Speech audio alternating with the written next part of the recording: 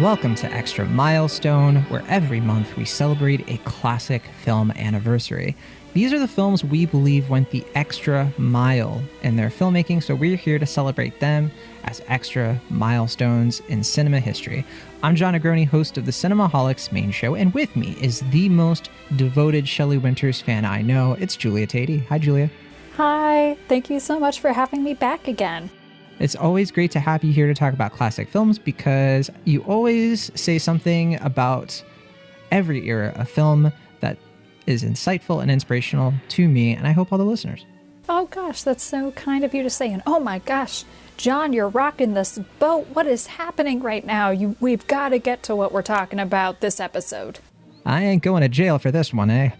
But yes, this month we're looking at the 1951 drama A Place in the Sun. And Julia Tatey, of all the films that we could have selected for this month, I sent you a list with plenty of really great options. We had no shortage of classic films that would have been worth discussing, and I was actually surprised by how immediately, no hesitation, you went for A Place in the Sun. You said this is the film that gets the extra milestone treatment.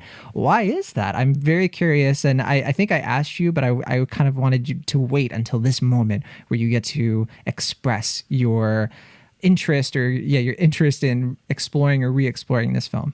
Yeah, absolutely. I mean, A Place in the Sun, I feel like has been gaining momentum in terms of how cinephiles have been looking back on it and appreciating it, especially when it comes to the performances of Montgomery Clift, Elizabeth Taylor, and of course, Shelley Winters, who, as you know and have already mentioned, I am a huge fan of. I've read the first half of her autobiography.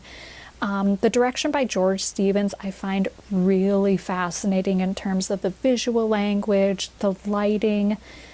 It's just such a cool film that I feel like has gotten this epitaph of being called ahead of its time, even though I feel like it was perfectly placed in 1951 for generations in the future to talk about and really appreciate it, and for people of that time period to really ponder and think about what it was speaking to in terms of the social constructs that it laid out in its narrative. Absolutely. You know, we are definitely going to lay out where this film sort of falls in this era of filmmaking. The 1950s, not too surprisingly, is a decade of film that I think we've covered a bunch of times on Extra Milestone and on Cinemaholics, but I always get excited to talk about 50s films because I feel like we're just scratching the surface of what films really were and what they represented at this time. It really is a fascinating decade. It's kind of connecting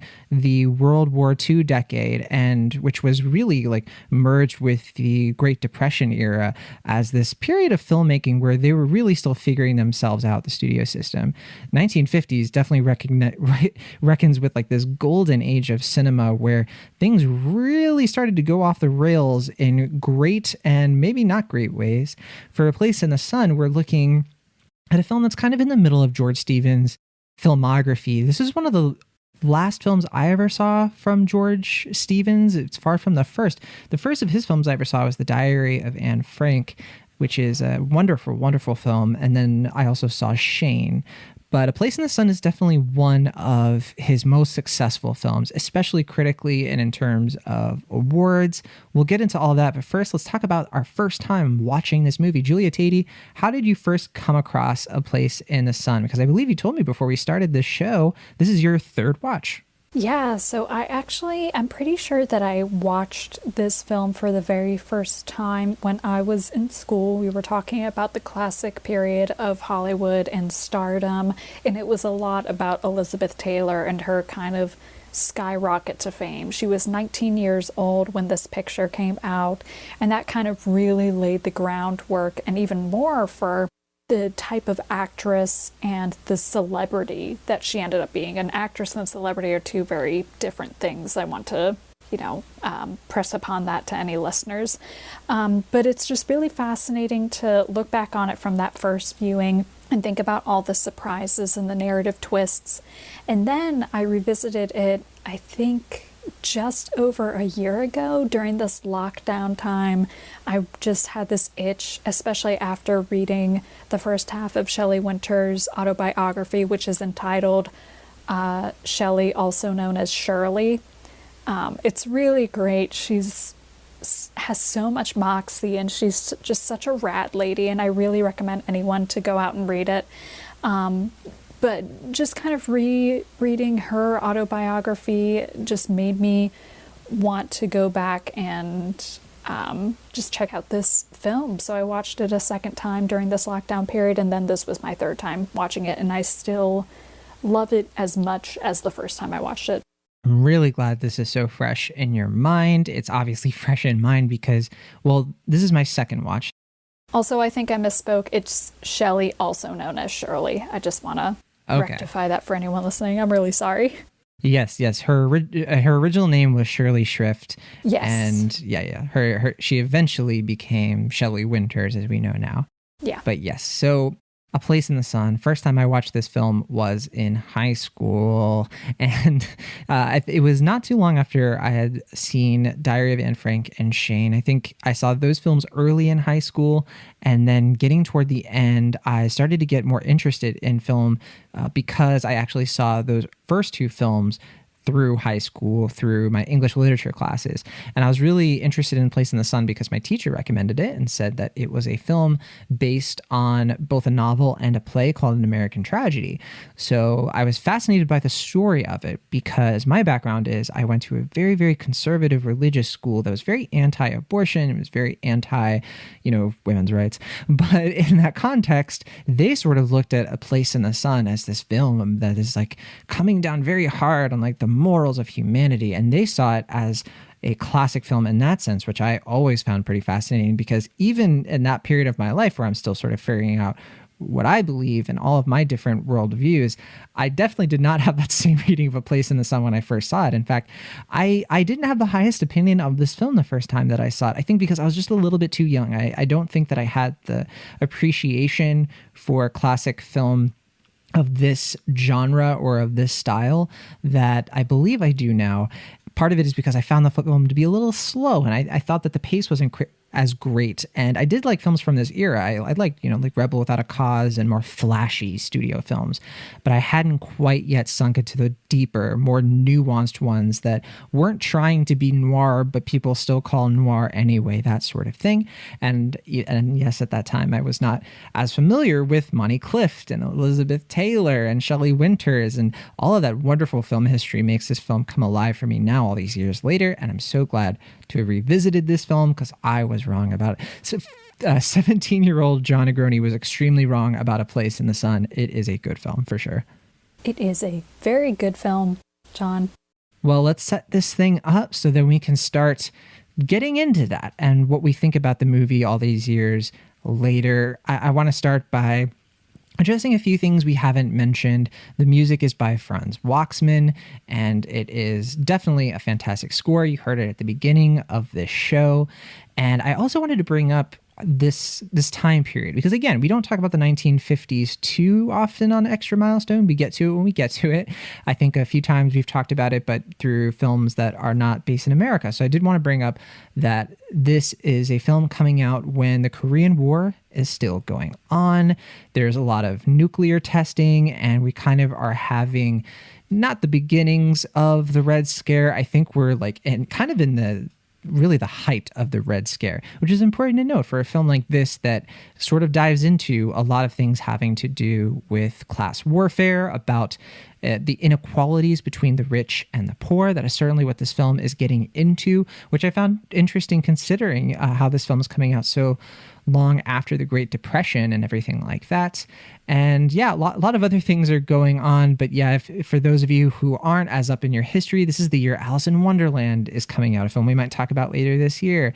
This is the year where we have the Soviet Union really stocking up on its military and its oppression in the Eastern theater and everything like that. So that's kind of where 1951 is at. I don't know, though, hearing that, do you think any of that really has bearing on A Place in the Sun? I'm curious what you think, Julia.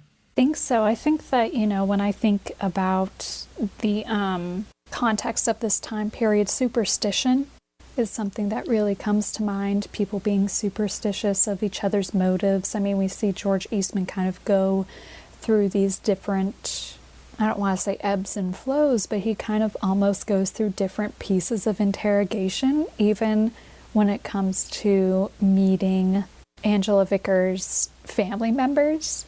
It seems almost like a screening process almost. And if it weren't for everything else that's happening to George Eastman, which we will get into later, then that would seem almost like very superstitious, the way that it's being kind of portrayed and laid out, very intimate, very dark and deep. And there's also still this very distinct line between economic pieces of economies and how it's divulged into different people and different families as well. Very well put. Very well put. It's definitely a film of its time. And I also want to mention that this is coming out from Paramount, which of course in the 1950s was really, really at the height of its powers. And the film, we kind of mentioned it is based on a novel, but I forgot to mention that the novel itself is inspired by true events, that something similar to what happened in this movie actually did happen in the very early 1900s.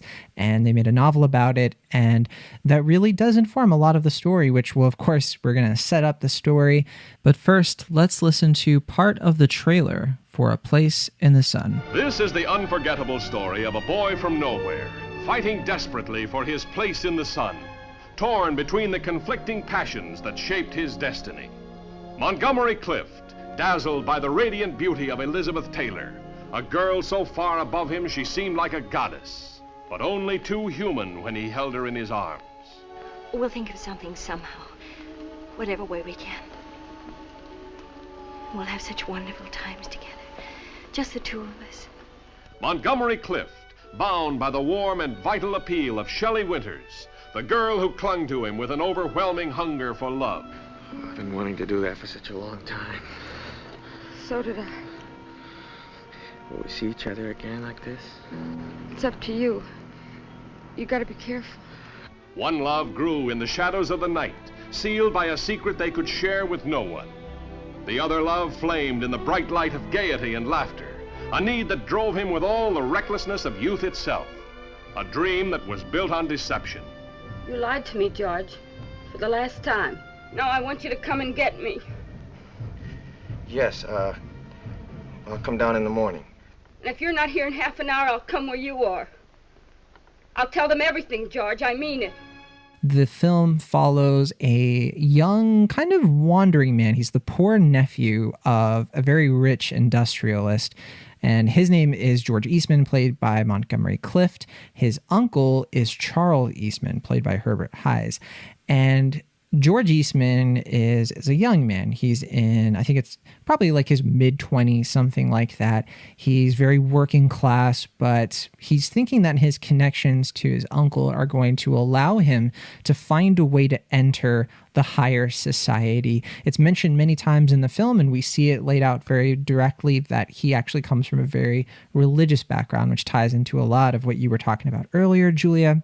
But the main brunt of the plot is that he is torn between two women. There is the young factory worker, Alice Tripp, played by Shelley Winters, who he meets when he's on the ground floor of this entry-level job. He's working at the factory. They strike up a relationship together. He immediately goes after her. But then as he starts to climb the corporate ladder, he begins to see maybe I could do even better, or better in quotation marks, of course, in that maybe he could attract the eye of a young socialite who is played here by Elizabeth Taylor. Her name is Angela Vickers. And from there, the film gets darker. It gets more twisted, and there are a lot of turns. We won't give any of those away quite yet. We'll give you plenty of warning. But Julia, let's take a look at a couple of reviews of this film. I want to take a look at a review that came out in 1951 and a film that came out very recently. So we can get a sense of what did critics say about this film back in 1951 and what are critics kind of saying these days. Now, this review came out July 18th, 1951 for Variety, And of course, A Place in the Sun premiered at the Cannes Film Festival on April 5th, 1951, which is why we're choosing it for April. That said, from Variety, we have this review by Herb Golden. And Golden, and I'm going to be careful here because he gives a lot of things away in his review. So I'm going to make sure I don't spoil the film too early here.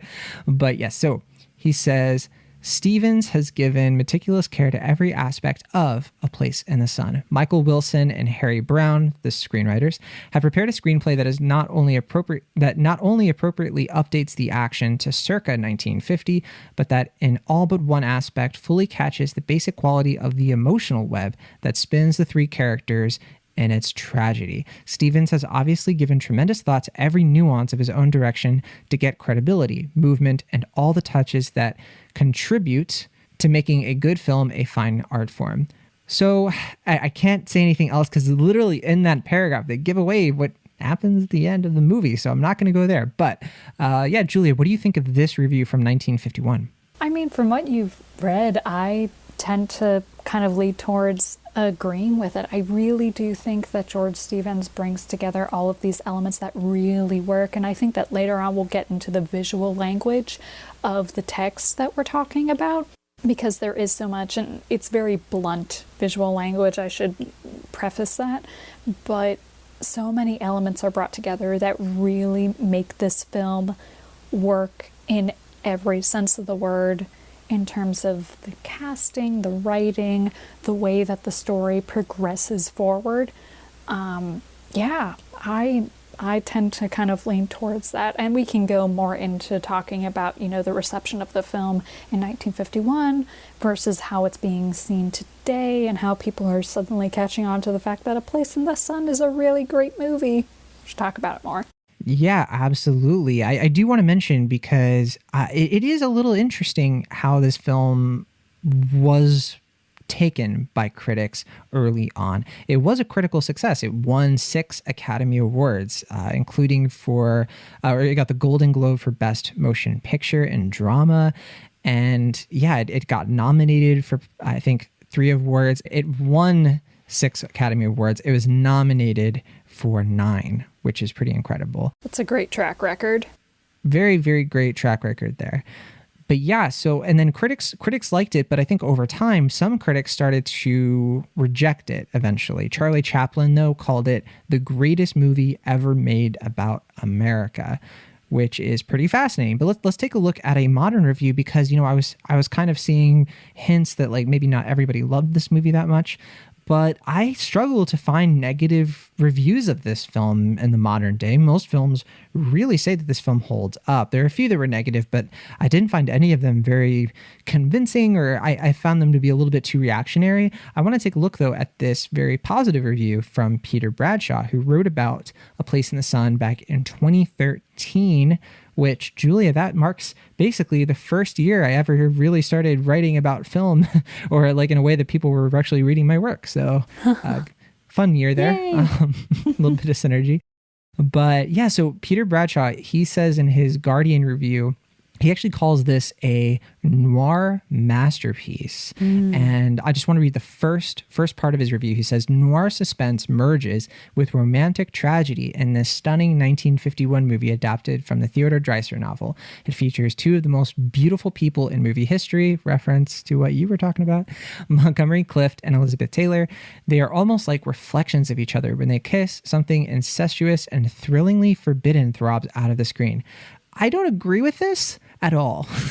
I don't know. Do you agree? I personally don't think that there is anything that thrilling about their on-screen chemistry. I don't find it thrillingly forbidden.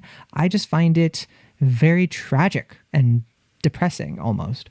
Yeah, I mean, if you go into even more of the relationship off-screen between Elizabeth Taylor and Montgomery Clift, and this is something that Shelley Winters talks about in the first half of her autobiography, is they were so incredibly close throughout their respective careers, and Elizabeth Taylor referred to Montgomery Clift as one of her confidants throughout her life. They starred in a number of pictures together, and perhaps it's because they're both really pretty white people with dark hair who are making out. Perhaps it's the knowledge that they were so close throughout their respective careers.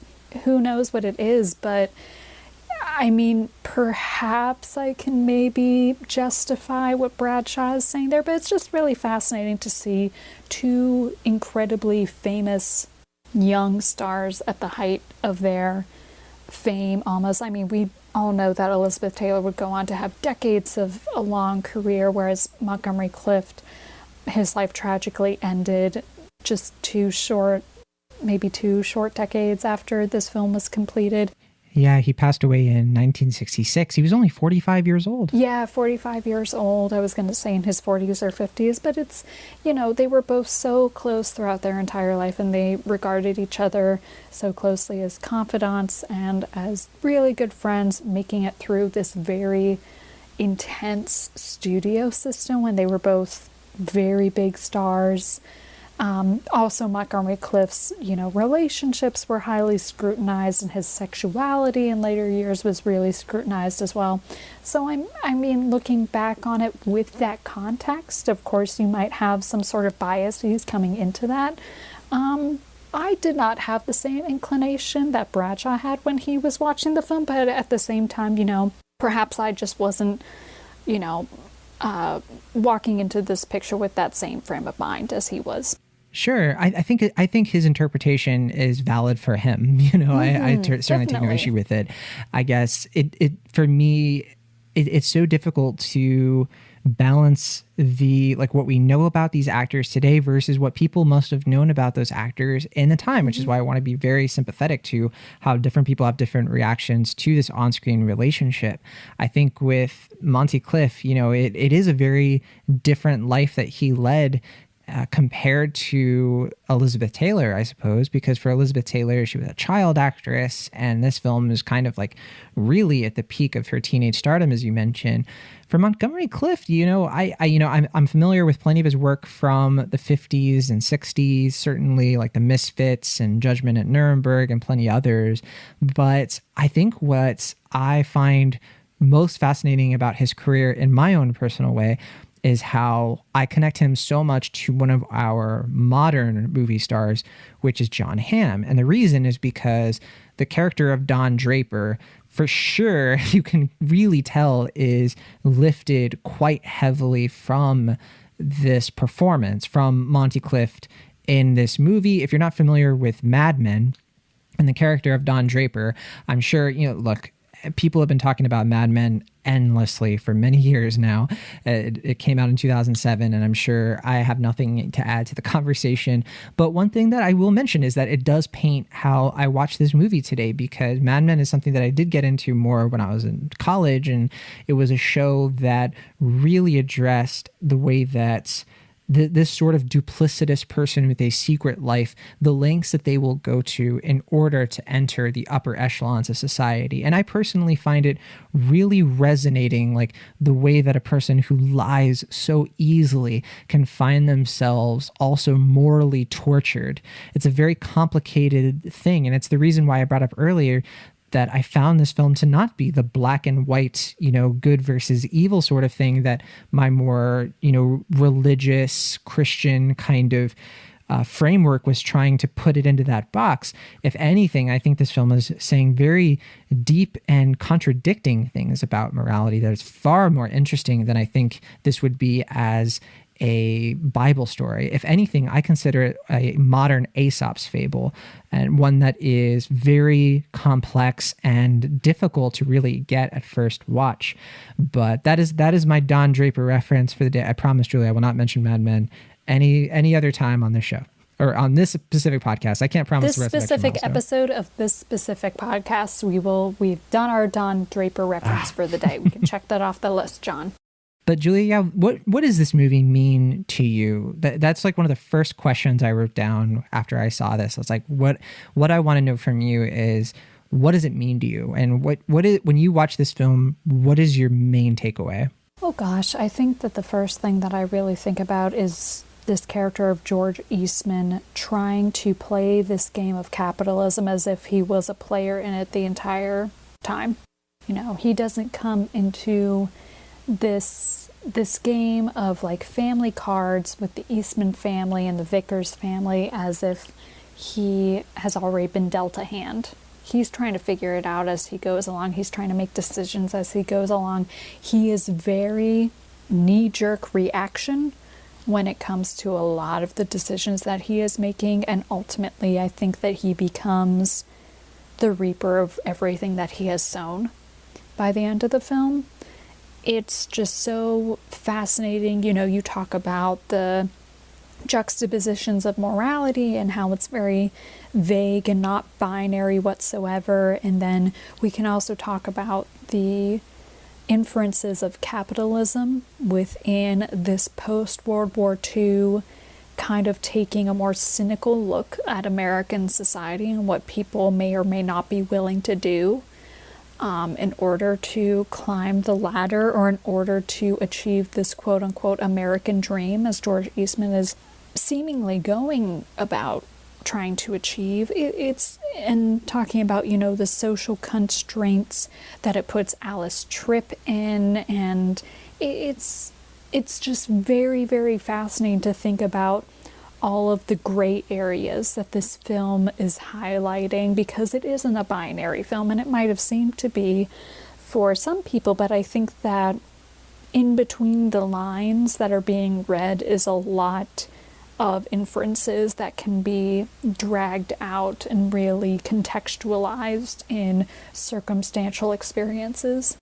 Yeah, this film is pretty daring, and especially for its time. You know, you really nailed it, I think, when you mentioned how it's coming out when the big message people were getting in the 1940s and the 1950s was work, work, work, and do what you need to do. The jobs are here for you.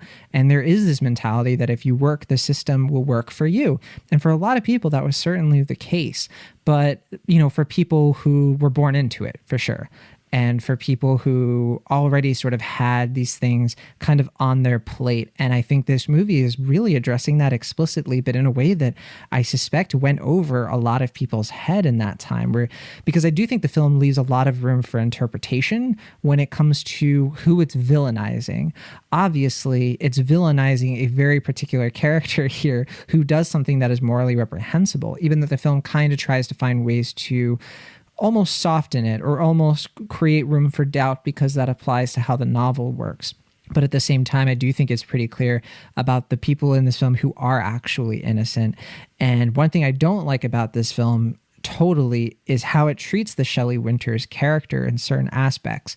And I found myself struggling with that because I think my modern sensibilities are really conflicting with my understanding of how a film would approach a character like that versus today.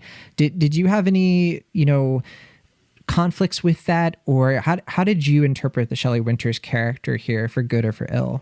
Oh gosh, I think that Alice Tripp is such a fascinating character. I really think that she is just trying to make everything work as best as she can for her own circumstance. I mean, to be a pregnant, unmarried woman in the 1950s, late 1940s is just, it's like wearing a scarlet letter, almost. I mean, when the doctor that she goes to tells her to just go home to her parents and kind of explain everything to them and to try and see if she can make it work, it simplifies something that is such a heavy, heavy burden, I think, that was on so many women. We know it was on so many women, but we don't have the opportunity to hear that many of their stories. And to see fictional character, a woman who represents kind of a composite of so many other women's experiences, and this one woman of Alice Tripp, it really heightens just the disparity and just the lack of options and the lack of choice that was offered to women during that time. I really hesitate to say that she is like a naive character or anything like that. If anything, George Eastman is the most naive character amongst them all. Absolutely. I think that we can agree upon that.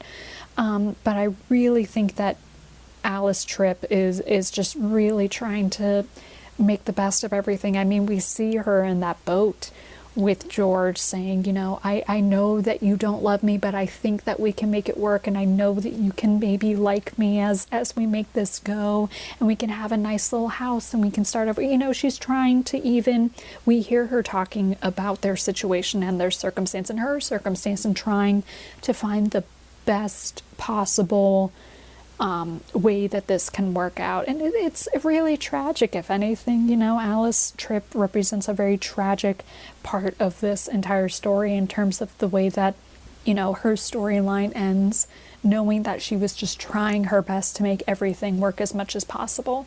Absolutely. Yeah, I couldn't agree more about what you said there, especially about how she's not naive. I mean, you see the pain on her face. Like, she's not stupid. She knows exactly the situation she is in. And the performance is so good in that aspect. It's subtle when it needs to be subtle. It is expressive when the moment absolutely calls for it. So a lot of that is the performance. A lot of that is how the script allows room for her. I think that there's only one scene that kind of, for me at least, I struggled. I struggled with, would this character really do that? And it's when I was worried that the film was trying to, and this is kind of where we're going to start getting a little bit more into like the middle part of the film, toward the end of the film. So definitely don't keep listening if you have no idea what this film really is about. But there's that whole scene where she starts to threaten him and blackmail him. And I was really worried of like, is the film trying to, in some weird way, justify even a little bit like why he would be desperate enough to even conjure this situation? And I don't know exactly where I stand on this. Like, I don't want to believe that that's the case. I want to believe that the film is understanding the audience. The audience knows that nothing justifies what he does. And, you know, it doesn't matter if she is upset or if she is, nothing she says or any behavior she makes allows her to deserve anything that happens to her. So that's where I overall fall away from it. But what about you? So films and filmmakers and writers and directors, actors may have like one specific intention when they come into their direction, their writing, their performance, what have you, but intention doesn't matter. What comes out of it is interpretation. I think Emily van der Werf once wrote that or said that. Who's an incredible cultural critic for Vox. And, you know, I tend to agree. So really when we talk about that specific scene, when we talk about Alice Tripp's actions, you know, what George Stevens intended, what even the novel might have intended based off of what was written in the source, the text source, and then what Shelley Winters may have been conveying, none of that might matter in terms of what we're actually trying to process. So I think, you know, with our thoughts, John, I tend to agree with you. I really don't think, I just think that this is a woman at the end of her rope who is really just trying to figure out a way to make this work and make this happen and get to a point where she isn't disregarded in society anymore. I mean, to think about what it would mean to be an unmarried pregnant woman and then become an unmarried pregnant or an unmarried single mother at that time is, yeah. It's, you know, I don't even think that at the moment I don't even have the proper language to describe it, because I don't think that it was really quite just and fair the way that the system that those women had to navigate had to face, if that makes any sense. It really does. It really does. I think the film script is really smart about really helping the audience, especially people who will watch this and not really understand how gatekeeping high society can be, and they find very subtle ways to do it. You know, they don't have a scene where he's trying to get him into a party, for example. It's like, you're not on the list, kid. Like, they don't try to do anything hammy like that. They instead allow for discussions about him when he's not there. For example, very early on in the film, it's a great establishing scene in terms of just showing us how preserved this world is from him and why he would feel disconnected from it, isolated from it, feeling like he should just sort of strike out on his own. And that is when I believe either his cousin or his aunt says something to it, the effect of, well, what are we going to do about him socially? Like, he's not even a human being. He shows up, he comes all the way there from Chicago, and they don't even give the guy dinner. They don't give him a place to stay. They're not really family. They immediately are like, oh, did you find a place? We can help you make sure you find a place. Like, instead of inviting him in and being hospitable, it's such a clear metaphor for how this world is like, we will regard you, but even if you have our name. An outsider's an outsider. Yeah. Yeah. And I think that is, it's such a well put station, and it's something that I think a lot of people hopefully will watch and internalize, because that is absolutely what happens, and I wish that wasn't the case. And obviously the film is more about how he, as a working class person, understands this. He's not very naive, and at least in this sense he's naive about a lot of things, you're right, but I think he understands that if anything that has happened between him and Alice comes out, that's it for him, which is what brings him to this place where he feels like he will do anything in order to get what he wants. So my next question for you is, the film sort of centers a lot of this around his affection for Angela Vickers. Clearly, he's attracted to her. He has eyes for her the first time he sees her. He immediately, as soon as she strikes up a conversation with him, he's saying things like, I've loved you since before I saw you. Pretty ridiculous. But do you think, though, that it's really a love for her that is prompting his detestable actions?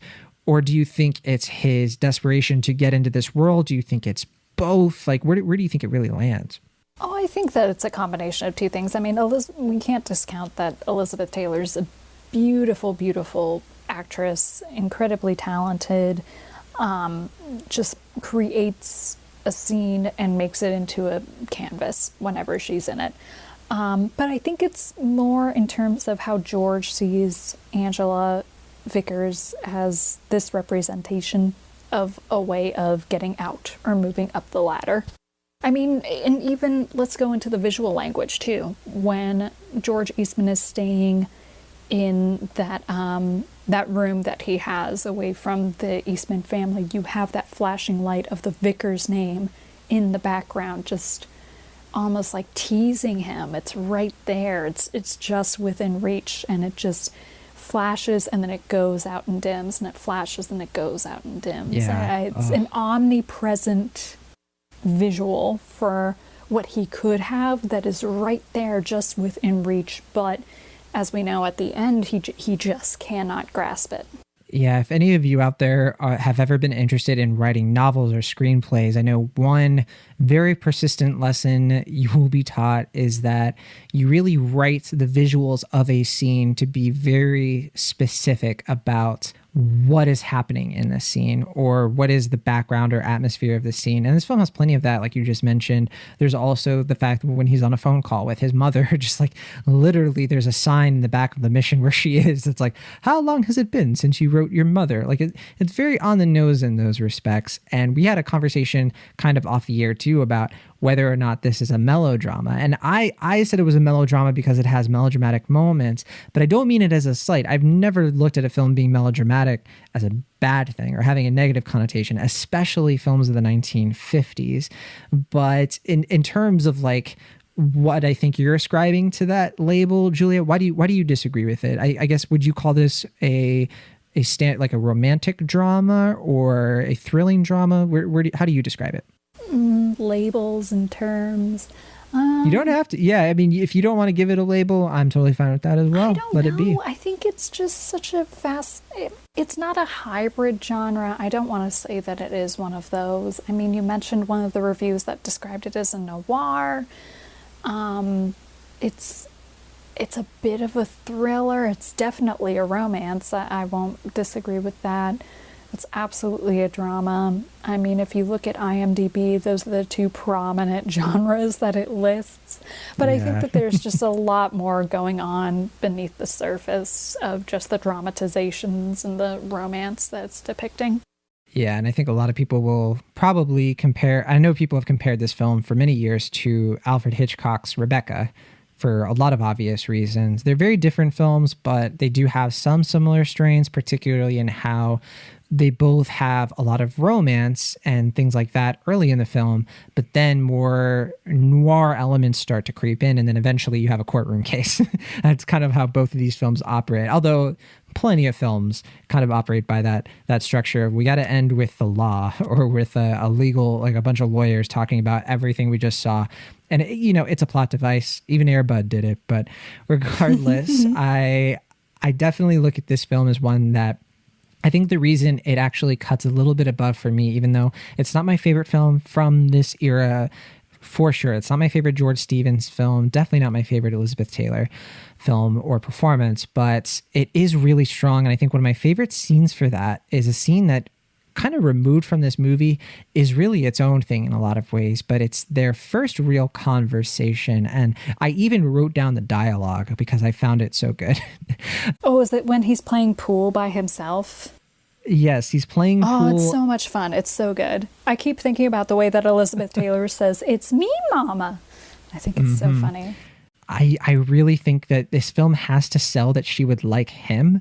And I don't think it always does a great job at that. I think the film really leaps at some point of like why she would like him so much.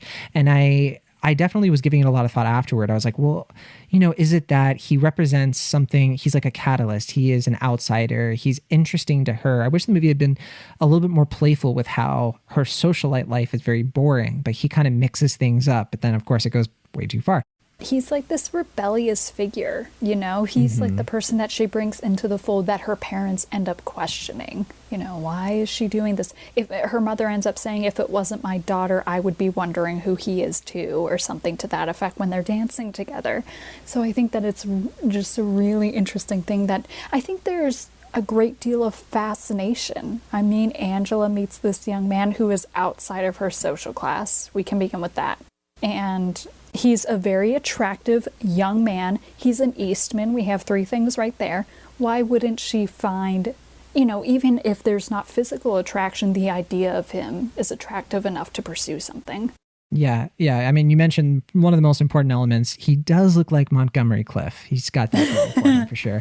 Yeah, and of course, as we mentioned, their meet cute is wonderfully done.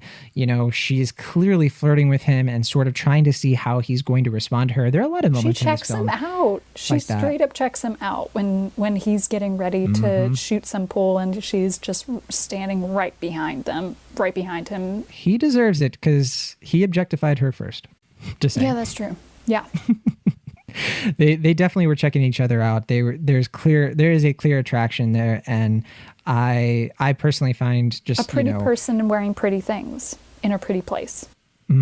It's certainly of his character that he's courageous. He shoots his shot. Like, that's certainly an aspect of his character that is consistent, that he sees opportunities and he goes for it. He doesn't sort of shy away. And the modern sort of actor character, or the kind of character you would see in a lot of films like romance films, is the man tends to be a little bit more reserved, a little bit more, keeps the cards close to his chest, lets the prospective romantic partners come to him in that sense. But in this case, no, he sees what he wants and he goes for it, which of course ties into the themes of the film. So yeah, I think it works really well, especially adapting from real life events. I assume the novel plays into that a bit as well. And then of course they have to make it work for the film. Yeah, definitely. Is there anything else we haven't mentioned enough? I mean, we've of course talked about our 3 leads quite a bit here. I like all of them. I like these performances, and I don't love how the film kind of lays out you watch toward the end of the film, and then we're kind of giving a few minor things here away, but there are plenty of scenes where you're like, okay, this is going to come up because he's terrible at crime. There's a lot of that. I mean, you mentioned the performances, so can we talk about those a little bit? So one of the things that I definitely want to talk about is that Shelley Winters and Montgomery Clift came from the Actors Studio, which came out of New York City. They were both in the same class with Marlon Brando and James Dean, and they were really the first wave of actors that made this mainstream, made method acting mainstream, made the method of method acting mainstream. So they really were this first class of actors that started to delve more into the memory of their experiences and started to divulge those emotions into their performances. As we know, like James Dean was incredibly famous for that. Marlon Brando was very intense when it came to his emotional performances.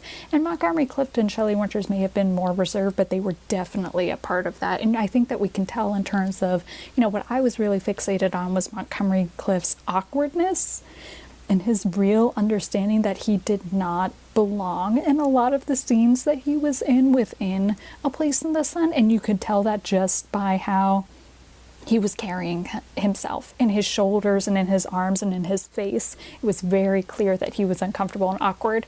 And then we look at someone like Elizabeth Taylor, who was brought up in this studio system where she was beautiful and she's such a star, and she is an incredible actress. I do not want to disregard her acting, but it's just such a very fascinating and different style compared to her counterparts, Montgomery Clift and Shelley Winters.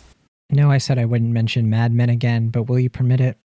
Yeah, well, you'll have it a second time, and then we cannot have that the next time that we discuss a film, John. I just cannot have it. Okay. You're gonna have to walk away, have a highball, and then move on. I'll make sure the next film we select is not so conducive to such conversation, but I just have to bring up a few connections here.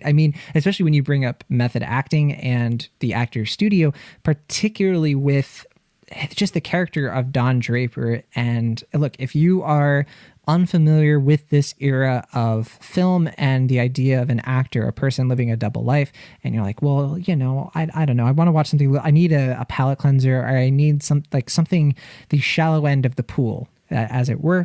Mad Men is a great jumping off point for that, because the character of Don Draper is so obviously lifted from the Monty Clift of this film.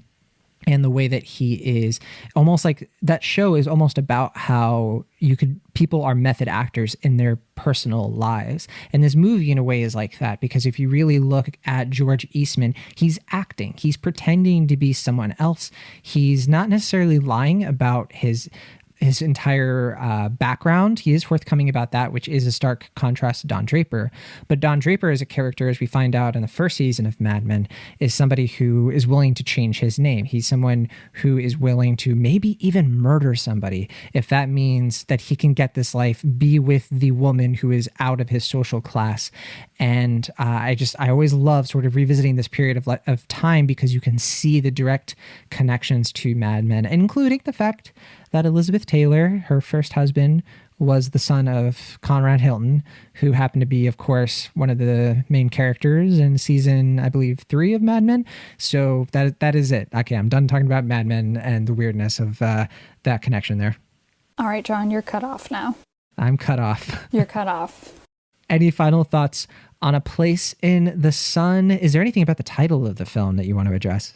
Oh, gosh. Well, I know that you and I talked about this off the airwaves, the internet waves, but, I think about, the title of the film isn't particularly mentioned, but I couldn't help but think about Icarus and this mythological story about this person who just flew too close to the sun in order to try and achieve something far beyond his reach, and ended up, coming down into a ball of flames, as it were. It's really fascinating to think about that metaphorical language applied to George Eastman, and how he is this young man who reaches for the sun, who reaches for the stars, and he can't reach it at all. And in fact, he even falls into the pits of Hades.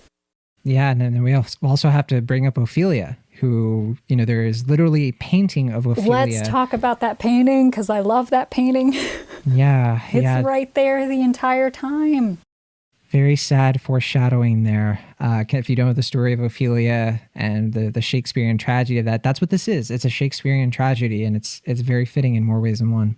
Oh, gosh. I love thinking, oh, my gosh, the visual language. I know it's very blunt with the vicar's lights just flashing and the Ophelia painting the book right that says there. Teach Yourself High School. My gosh. But I love that Ophelia painting. I remember watching it for the very first time and thinking, well, I know that painting, and that's too prominent to think that something bad isn't going to happen, and then the bad thing happens. It happens. So, oh gosh, that's great stuff. Great stuff from George Stevens. Well, I encourage anyone who has not watched this movie yet and they're still listening for some reason, they don't care if they get spoiled on things, more power to you. But please check out this movie if you can. I rented it. However, it is available. Check out your local library. I'm sure you can find yourself a copy. I believe you can probably find it somewhere on YouTube. And yeah, any way that you can see it. I don't know, though, if this is available via Criterion. Do you know of anything that is available for this one? It's currently not available on Criterion, but it is available with an Amazon Prime subscription. Perfect. All right. Well, definitely look into that if you want to check out the film. And I certainly am looking forward to what we talk about next month. We've talked about some very, very striking films with femme fatales, and then this month we had, well, I guess questioning femme fatales last month with Gilda, and then this month really diving into the 1950s. Does this mean we're doing the 1960s next month? Yeah, man, let's get weird. But all right, thank you as always for listening, and Julia, thanks for talking to me about movies again. Yeah, I love talking about cinema and movies and films.